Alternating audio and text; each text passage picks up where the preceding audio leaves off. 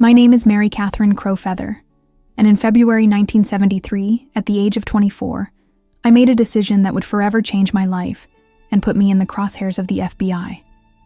I was a half Lakota, half Irish woman working as a social worker in Minneapolis when I heard the call to join the American Indian Movement's occupation of Wounded Knee, South Dakota. What started as a 71-day protest for Native rights on the same sacred ground where my great-grandmother's people were massacred in 1890 became a defining moment that awakened my true identity and purpose. But I had no idea that standing up for my ancestors would make me a target of government surveillance that continues to this day, 40 years later. This is my story of finding my heritage, fighting for justice, and paying the price for daring to challenge the system that tried to erase my people. I grew up in the suburbs of Chicago, the daughter of a Lakota mother who had been forced into government boarding schools and an Irish-American father who worked in construction. My mother, Rose Crowfeather, rarely spoke about her childhood on the Pine Ridge Reservation or the trauma she endured at Carlisle Indian School, where they cut her hair, forbade her native language, and tried to kill the Indian to save the man. She had learned to hide her heritage to survive in white society, teaching me to do the same. "Mary, you're lucky you can pass for white," she would tell me. "Use that gift to build a good life, and don't look back at the pain our people have suffered." But something deep inside me always felt disconnected from the suburban life my parents had built. While my classmates worried about prom dates and college applications, I found myself drawn to books about Native American history, feeling a pull toward something I couldn't quite understand. The few times my grandmother visited from South Dakota, she would whisper stories in Lakota and teach me beadwork patterns that seemed to awaken memories I didn't know I had. "Takoja," she would call me, "granddaughter. Someday you will need to choose who you really are. When that time comes, remember that your blood carries the strength of 7 generations of Lakota women who never surrendered." Kiu. After graduating from college with a degree in social work in 1971, I moved to Minneapolis and began working with urban Native families who had relocated from reservations as part of government termination policies. It was there, in the poverty-stricken neighborhoods where my people struggled with alcoholism, unemployment, and cultural displacement, that I first encountered the American Indian Movement and leaders like Dennis Banks and Russell Means, who were fighting to reclaim Native dignity and rights. The first AM meeting I attended was in a basement community center on Franklin Avenue, where about 30 Native people had gathered to discuss police brutality against Indians in the Twin Cities. "Our people are dying in the streets while the government pretends we don't exist," declared Dennis Banks, his voice carrying the authority of someone who had suffered but refused to be broken. "We've tried their legal system, their social programs, their promises of help. Nothing changes.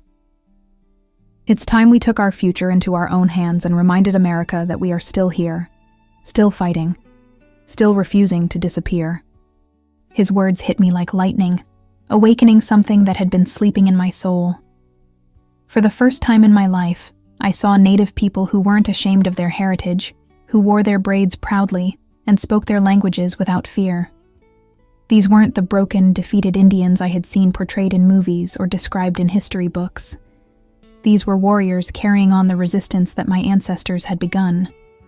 The political awakening that followed was intense and sometimes overwhelming. As I learned about the ongoing genocide against Native peoples, the theft of our lands, the destruction of our children in boarding schools, and the systematic efforts to eliminate our cultures and sovereignty.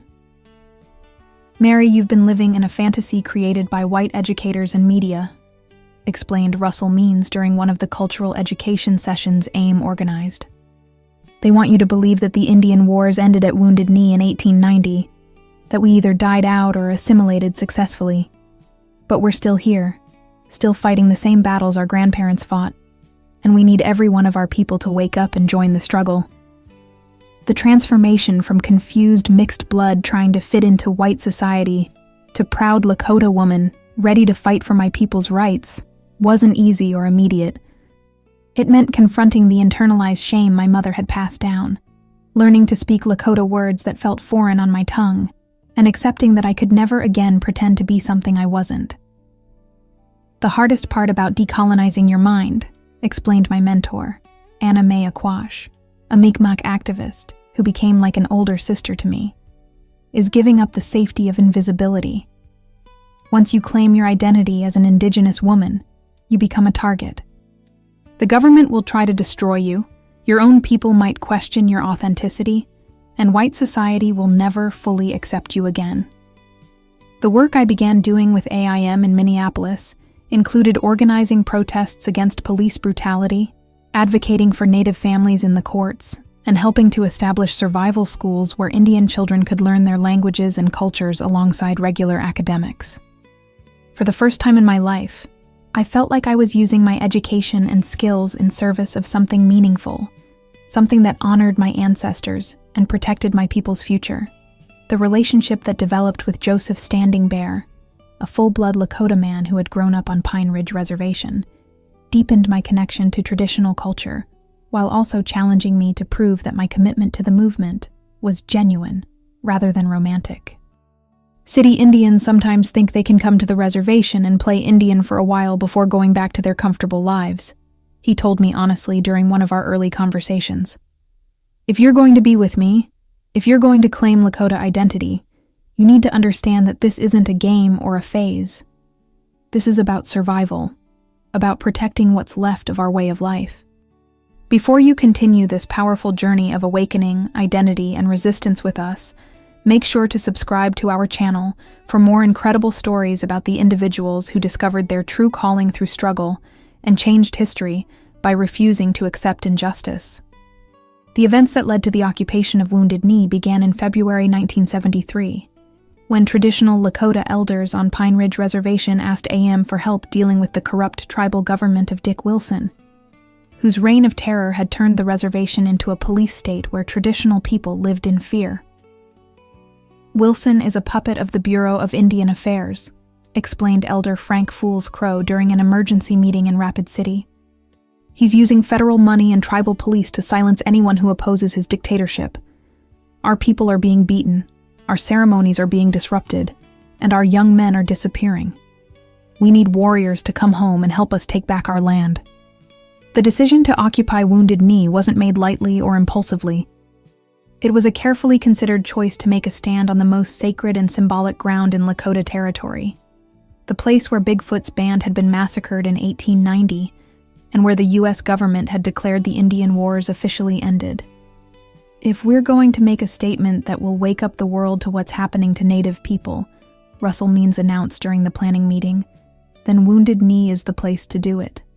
That's where they tried to finish us off. That's where we'll show them we're still alive. The call went out across Indian country for supporters to join the occupation, and I knew immediately that I had to be there.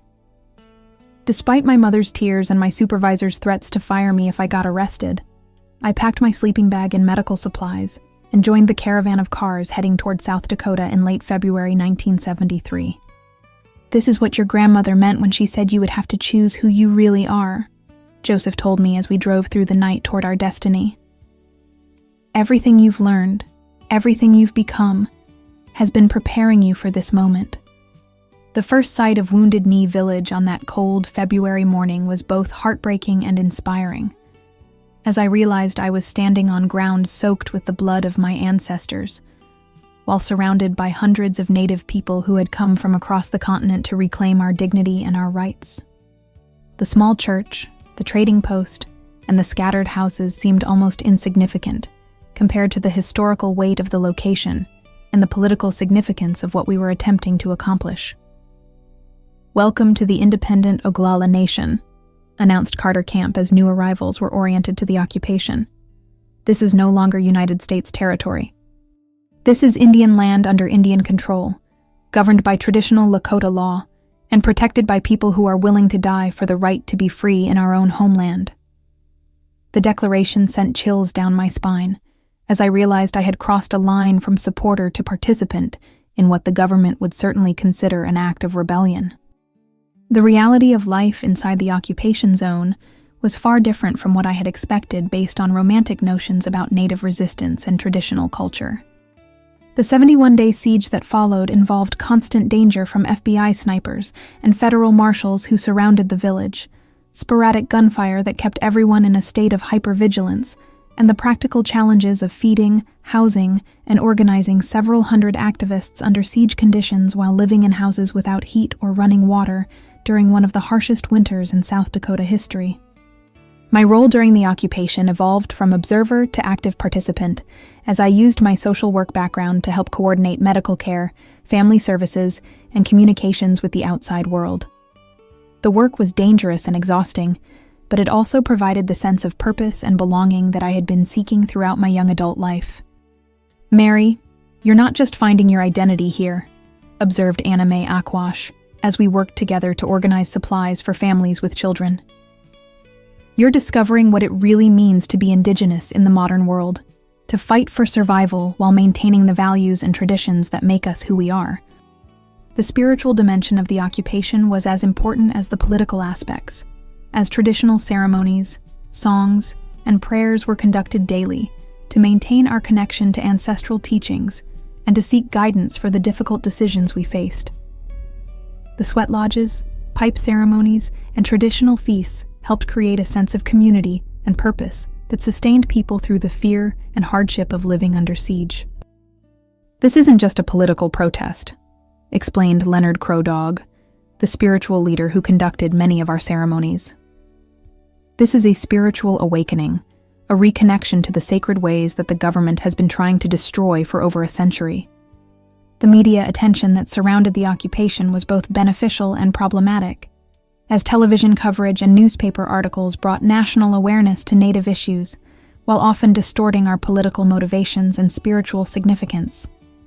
The presence of sympathetic journalists and documentarians allowed us to share our perspectives directly, but it also increased the risk of surveillance and infiltration by government agents who were documenting everyone who participated in the occupation. "Every reporter who comes in here could be working for the FBI," warned Security Coordinator Stan Holder during one of our briefings about media relations. "We need the publicity to build support for our cause, but we also need to protect our operational security and the safety of our people. Trust no one completely, and assume that everything you say might be reported to federal authorities." His warnings proved prophetic, as we later learned that the FBI had infiltrated our ranks with informants who were gathering intelligence for future prosecutions. The escalation of tensions between the occupiers and federal authorities reached its peak during several firefights that resulted in casualties on both sides and demonstrated the government's willingness to use deadly force against Native protesters. The death of Frank Clearwater, a Cherokee activist who was killed by a federal sniper, marked a turning point that made clear the occupation could end in massacre if negotiations didn't produce a peaceful resolution. "They killed Frank to send us a message," Russell Means announced at the memorial service. "They want us to know that they're willing to spill Indian blood again to protect their system of oppression." The psychological pressure of living under siege while being demonized in the mainstream media and hunted by federal agents was intense and sometimes overwhelming. The constant threat of violence, combined with poor living conditions and uncertainty about the future, tested everyone's commitment to the cause, while also forging bonds of solidarity that would last for decades. "We're all going to be changed by this experience," reflected Leonard Crow Dog during one of the traditional ceremonies that helped maintain morale during the most difficult periods of the siege. "Some of us might not survive, and those who do will never be the same people we were when we came here." The love that deepened between Joseph and me during those dangerous weeks was intensified by the knowledge that we might not survive to build a future together. "Mary, if something happens to me, promise me you'll keep fighting," he told me during one of the quiet moments we managed to steal together. "Promise me you won't go back to that safe life in Minneapolis and pretend none of this mattered. Our people need warriors, especially women warriors who can bridge different worlds and bring new people into the struggle." The negotiations that eventually ended the occupation were complex and frustrating, as federal authorities made promises about investigating tribal government corruption and honoring treaty rights that we knew would likely prove to be empty. But the agreement that allowed most participants to leave Wounded Knee without being immediately arrested also represented a tactical victory, demonstrating that organized resistance could force the government to negotiate rather than simply imposing its will through violence. The end of the occupation in May 1973 was both triumphant and heartbreaking, as we celebrated our survival and our success in bringing worldwide attention to Native issues, while also recognizing that the underlying problems that had motivated our protest remained largely unresolved. The friendships and political connections formed during the siege would continue to shape the Native rights movement for years to come.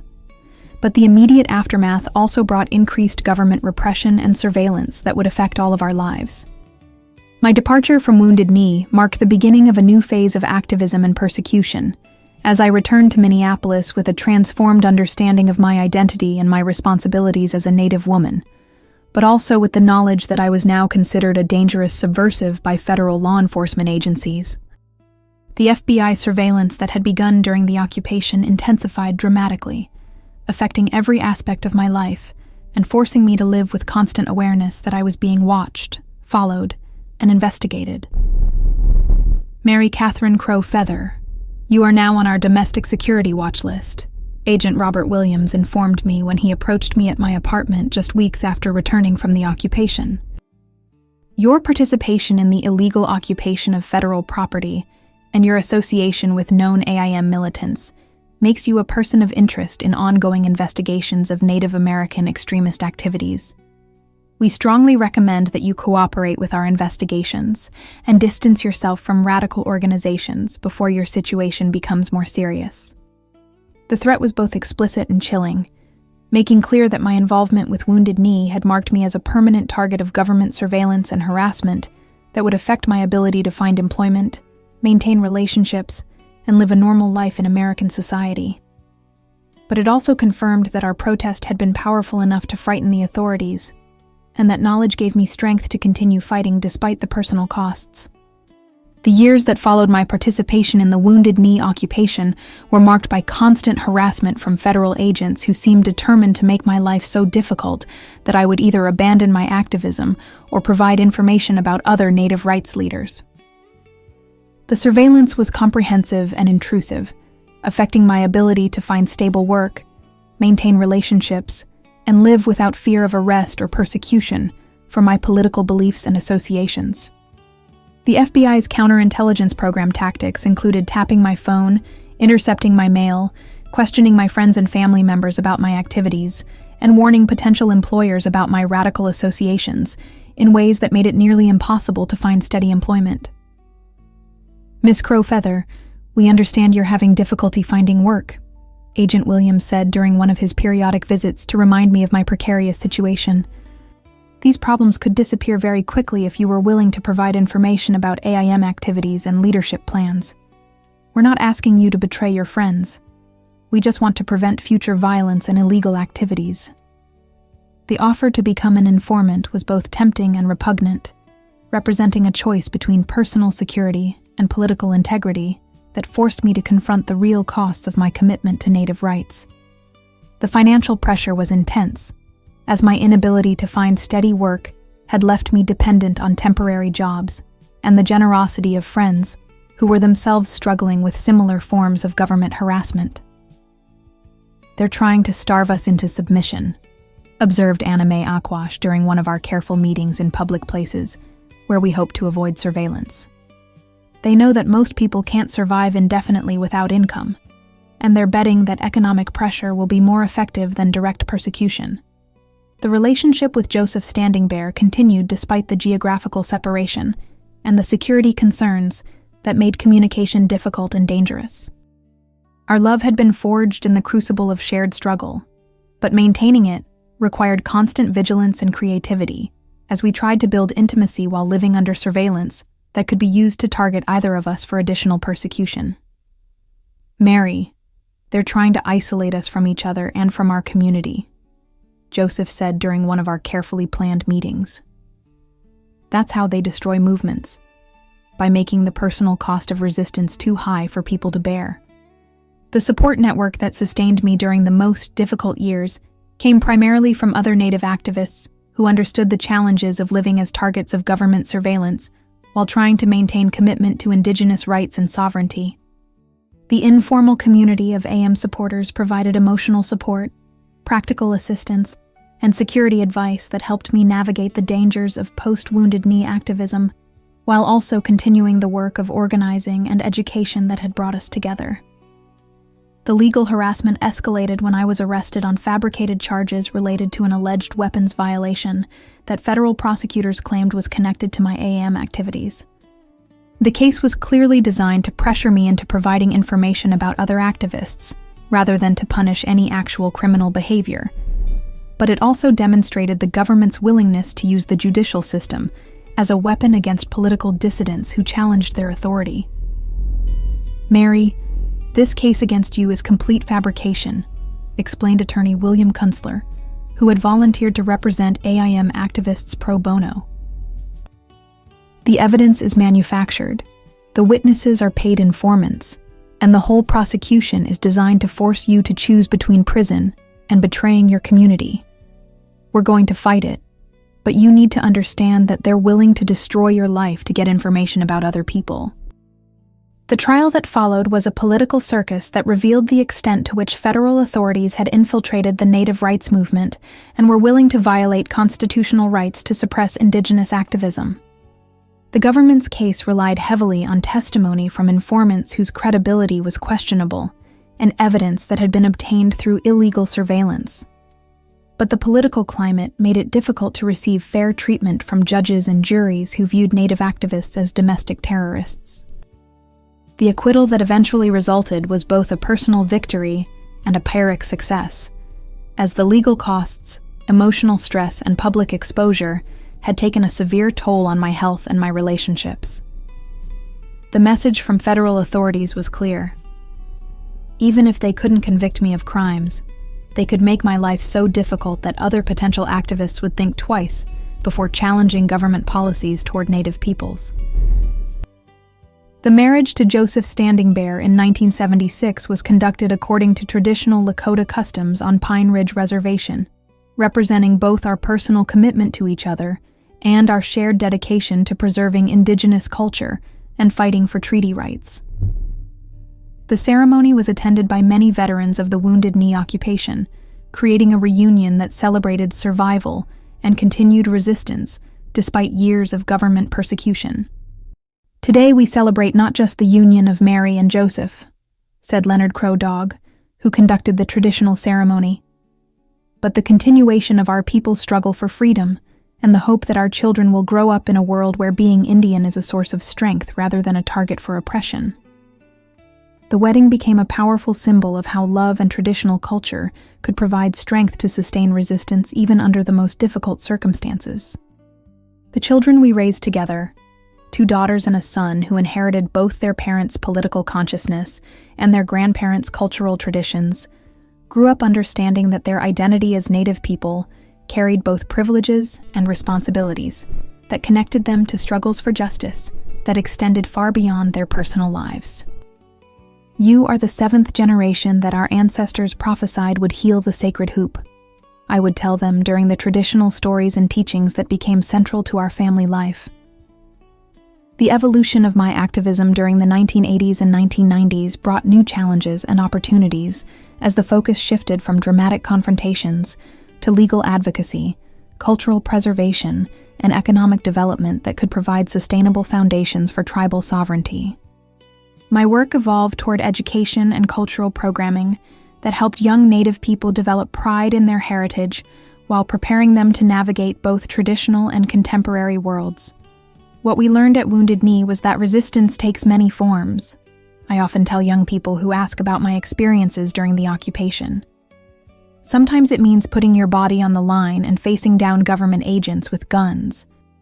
But sometimes it means teaching children their native language, fighting for treaty rights in court, or simply refusing to let them convince you that being Indian is something to be ashamed of. The declassification of FBI documents in later years revealed the extent to which federal authorities had illegally surveilled, harassed, and attempted to destroy the lives of Native activists who had participated in Wounded Knee and other protests. The documentation confirmed what we had always suspected. that the government had viewed Indigenous rights activism as a threat serious enough to justify violations of constitutional rights and the rule of law. The tragic assassination of Anna Mae Aquash in 1975, which we now know was connected to FBI infiltration and manipulation within AIM, served as a constant reminder of the deadly serious nature of our struggle and the lengths to which the government would go to silence Native voices. Anna Mae died because she refused to become an informant, because she chose loyalty to our people over personal safety, I said at memorial services held across Indian country. Her sacrifice reminds us that freedom is never free, and that some things are worth dying for. Looking back on the decision to join the occupation of Wounded Knee, I understand that it was both the most dangerous and the most important choice I ever made. The experience connected me to my ancestors' struggles in ways that no amount of academic study or cultural appreciation could have accomplished, while also teaching me that being Native American in the modern world requires active resistance to forces that seek to erase Indigenous identity and sovereignty. The FBI may have put me on their watch list for participating in Wounded Knee, but they never succeeded in breaking my spirit or my commitment to the cause that gave my life meaning and purpose. The surveillance, harassment, and legal persecution were the price I paid for standing up for treaty rights and Indigenous sovereignty, but they were also proof that the government took our movement seriously enough to fear its potential impact. The occupation of Wounded Knee lasted only 71 days, but its impact on my life and on the broader Native rights movement continues to this day. The experience taught me that identity is not just about blood quantum or cultural knowledge, but about the choices you make when your people's survival is at stake. The confused mixed-blood woman who went to Wounded Knee searching for her place in the world found it through struggle, sacrifice, and solidarity with people who welcomed her as family despite her complicated background. The legacy of Wounded Knee lives on in the continued fight for Indigenous rights, environmental protection, and cultural preservation that engages new generations of Native activists who face different challenges but the same fundamental choice between accommodation and resistance. The FBI may have tried to destroy us, but we survived, and our children and grandchildren carry forward the vision of Indigenous freedom that motivated our sacrifice and our struggle.